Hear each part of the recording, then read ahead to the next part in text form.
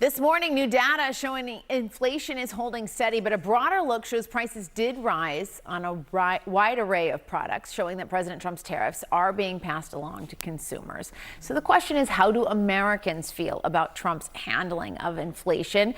CNN's Harry Enten is joining us now. Harry, this is really a huge piece of why the president was elected, was to get a handle on cost of living. So how do Americans feel like he's doing? Let me just say, this is an abject disaster. Abject disaster for the President of the United States. You mentioned it, Jessica. Look, voters on Trump and inflation. He won the 2024 election because he was more entrusted on inflation than Kamala Harris was, led by a margin of 9 points. Look at where his net approval stands today, though, on inflation. My goodness gracious. Into the gutter we go, underwater we go. He's 25 points underwater. My goodness gracious. That is where the Little Mermaid is, and he is matching the Little Mermaid. That's how far underwater he is on the issue that got him elected. He led on by 9 points on it last year, and now he's 25 points underwater. As I said, this is a complete and total disaster for the President of the United States. So let's look ahead to 2026 when a lot of all the House Republicans, some senators going to be on the ballot.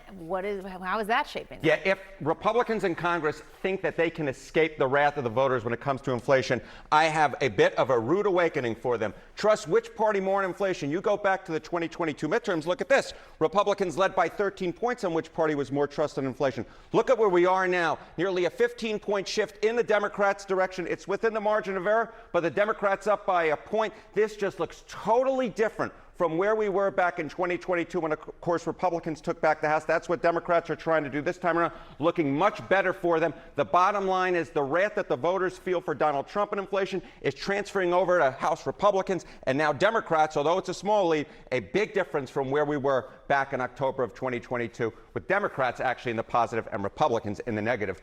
Very much the reverse of where we were just 3 years ago. Yeah, and so how do voters feel about inflation in terms of where it ranks, what kind of priority it is for them? Right. So we started off this segment by saying that inflation was the reason that Donald Trump was elected. It was the most important issue for the voters back last year at this point. And look at where we are today. What is the top issue for you right now? It's a runaway. It's inflation. It's 34% compared to the economy, which is basically very similar at 16%, Medicare and Social Security at 14%. But the bottom line is voters in poll after poll after poll say that Donald Trump has taken his eye off the ball, off the big issue of the day, which is inflation, and that is why Donald Trump is way underwater on this issue, and it's why Democrats have caught up to Republicans on the all-important issue of inflation. I can guarantee you this, Jessica, if these numbers look right now like they do, or will look on Election Day 2026, there is no way on God's green earth that Republicans can hold on to the House of Representatives. These numbers, as I said, an abject disaster for